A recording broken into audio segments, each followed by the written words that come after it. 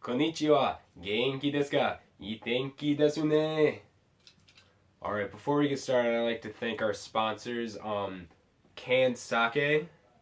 Uh, if you want that sake punch, but you're on the go so much, look no further than Canned Sake. They'll deliver to your home, to your office, to your place of recreational shenanigans, wherever. Just call up. Hey, canned sake. I need some sake canned right to me. Can you can it? And boom, sake. Canned sake, everyone. That's a good sake right to my mouth. All right. So today we will be reviewing today will be the drunk review of the 2016 Japanese animated film Your Name, written and directed by Makoto Shinka and produced by Comics Wave Films. It's basically about a small village Japanese girl and Tokyo City boy switching bodies. It's a romantic fantasy drama. Deals heavily with the themes of love, loss, finding oneself, your purpose in this world. It's a bit of a fun ride. There's a lot of twists, a lot of turns, a lot of heartfelt moments, a lot of tear-jerking moments. I'm not gonna lie, I cried a lot. But you know what? Let's talk about it. All right, so first we're gonna delve into the characters. I've got my computer up, got a list of them. There's a lot of names to remember. There's quite a bit of characters. You got the two main peeps. You got Taki Tachibana and Mitsuha Miyamizu. Taki is the Tokyo boy. He's a bit of a hothead. He's very short-tempered. He's in school to be an architect, and he works in an Italian restaurant. He's got a thing for his one of his coworkers. She's a little bit older, his senpai, if you will. Like I said, he's short-tempered. But he means well. He cares a lot about people. He cares a lot about his friends. Cares a lot about the people in his life. He comes across as the kind of guy that'll do anything to help the people in his life when they need it the most. Yeah, so that's Taki. And then Mitsuha, she is the small village girl. She's dissatisfied with small town life. Like, her dream is to move to Tokyo, experience the big city, that whole point. She's the mayor's daughter, so she gets a lot of scrutiny at school for that. She gets bullied a lot because you're the mayor's daughter, so you get you get special treatment in the law, which isn't the case. Her father is a very strict person. He's a very strict father. He doesn't like it when Mitsuha acts out or does anything that appears to be out of what he considers publicly acceptable, because he doesn't want to tarnish the name. But yeah, so there's this one joke where she's complaining about the small town life, and her friend Tessie makes a comment like, "Hey, let's go to the cafe," and she was like, "Oh, I didn't know we had a cafe," and he's like, "Yeah, no, I'll take you there." So he takes her there, and it's just a bus stop bench next to a vending machine, and she just gets really annoyed, and she just gets up and leaves. And I thought that was really funny. That was a very not really clever, but it was a very, very fun, very cute way to show her dissatisfaction with how closed off and small her hometown is, without actually saying, "Hey, I hate this town. It's so closed off and small." But yeah, no, it was fun. It was a good joke. It was a good thing. But yeah, we'll get into how Taki and Mitsuha meet later on. All right, yeah, let's talk about Tessie. So he's Mitsuha's friend. He's he works in a construction site with his father. He focuses on explosives mostly, constructive explosives. He's very willing to help Mitsuha out with her ideas and plots throughout the movie, but like at first he's a bit skeptical, but then he's like, "No, let's do it. I'm excited now." When he finds out the nitty gritty details, especially when he finds out he's able to use explosives. Ooh, that sake is really giving me the punch. Drink a lot tonight.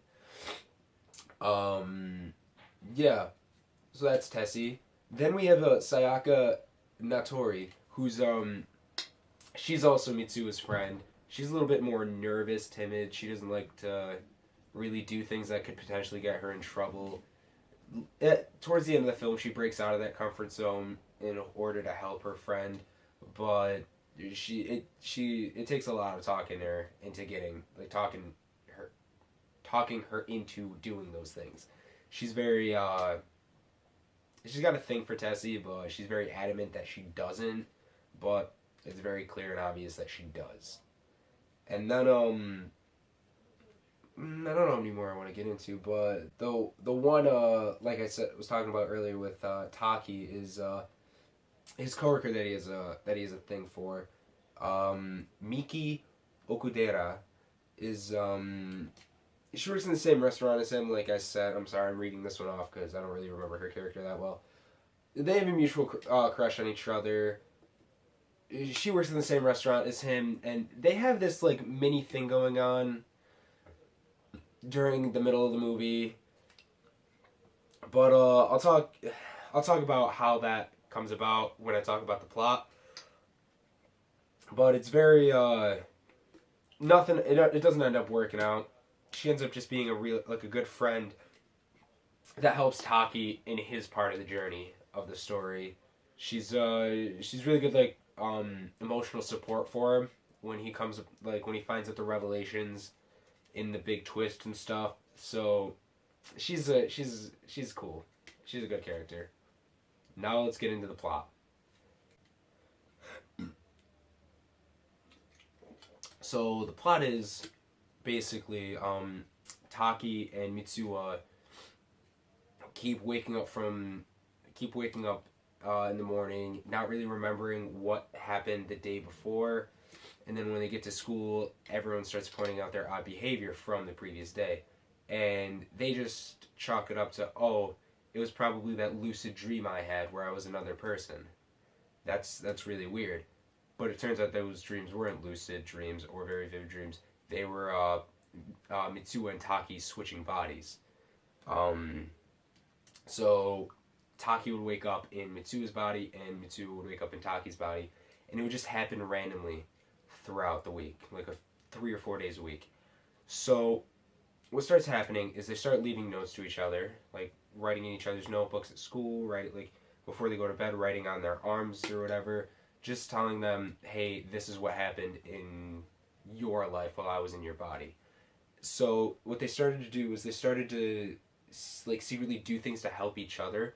Like Taki, while in Mitsuha's body, would be more charismatic and outgoing and try to make her more popular at school, whereas Mitsuha would try to get Taki dates with his coworker, and she would do this by saying her coworker was like Taki's coworker ripped her skirt one day, so while in his body, Mitsuha sewed it up for her in this nice floral pattern. And so, just little things like that. She ends up agreeing to go on a date with Taki. When he finds out, he's completely shocked and confused and very nervous about it. But he does it. He doesn't know what to do. He takes her out to museum, and it went fine. It went well. There's an experience well in Mitsuha's body. Taki accompanies her grandmother and sister to a shrine on the outskirts of town to leave a ritualistic alcohol called Kuchi Kamizaki. And yeah, there's not really much to say about it, but it is a good plot point because it helps him understand her world, her town, like where she's coming from, and the ideals of her family and the people living there, and their beliefs. And so days pass. They keep writing notes to each other, and in one of the notes, Mitsuo writes Taki about this comet that's going to be flying over during their town's festival, and days keep going on, and Taki gets another date with his coworker, but this one doesn't end up so well. So he tries calling her at Mitsuo after the date, but it doesn't go through. And then he goes in and does some research and stuff, and he finds out that the timelines are separated by 3 years. Like, Mitsuo's timeline takes place 3 years before Taki's.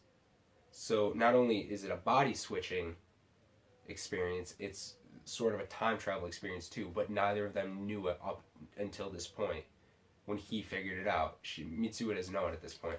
So him and his coworker and his friend go on this journey to try to find the town, to try to see if she's still there. But when he gets there, he finds out that it was destroyed by the comet coming in.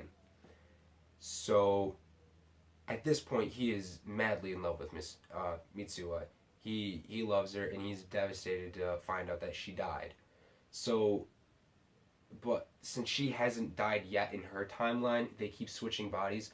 So his goal now is to get her to safety and get her to save herself and her town.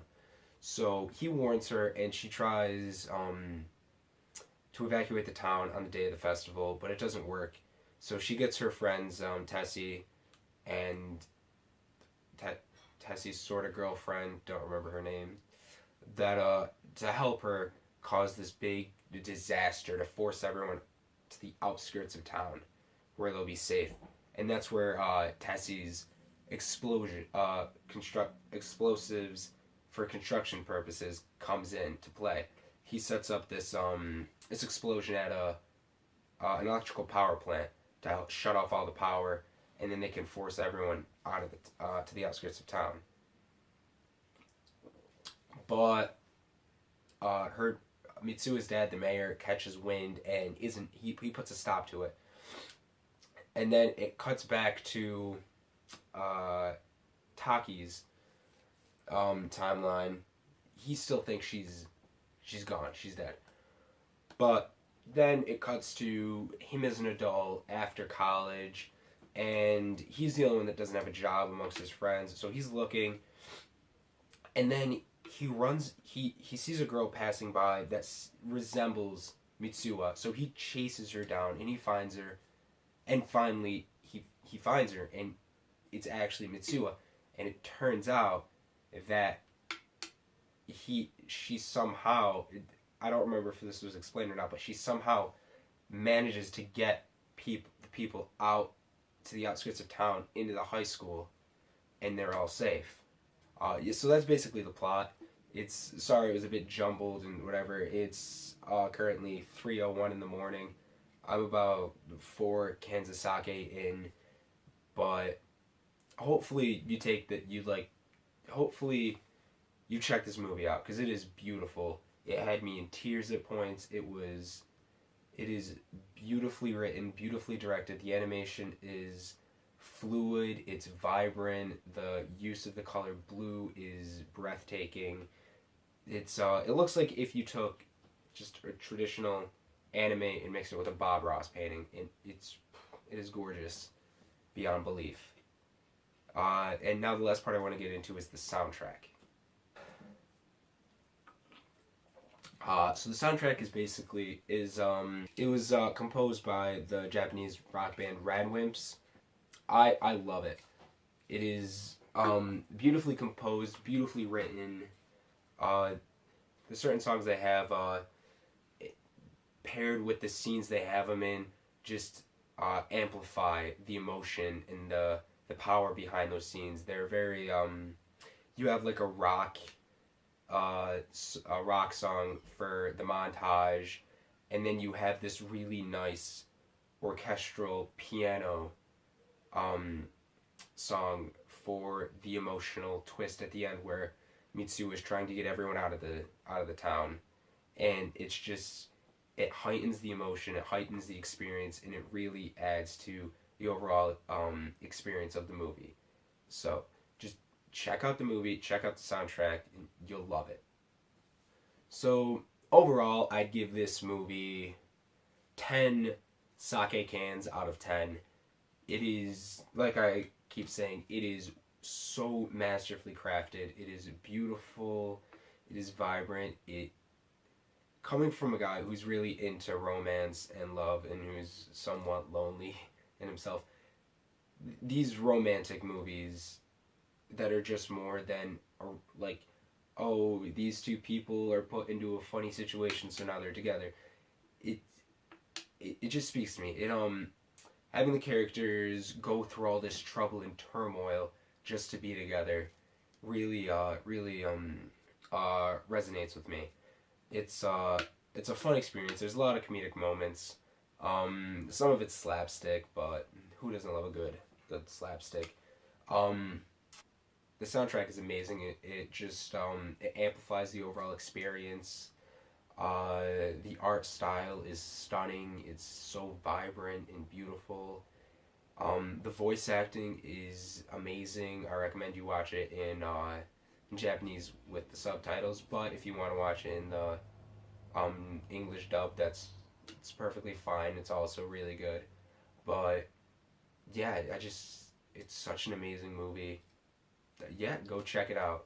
I do. If you like anime and you love stories, then you'll enjoy this. Hopefully you don't cry as much as I did. I was a little bitch. But yeah, go check it out. And I'd like to thank our sponsor, Sake, canned sake, one more time.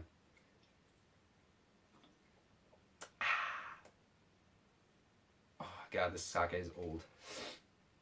I've been drinking the same can throughout the entire video, and it's now like lukewarm and flat, and it's terrible. All right, jamais.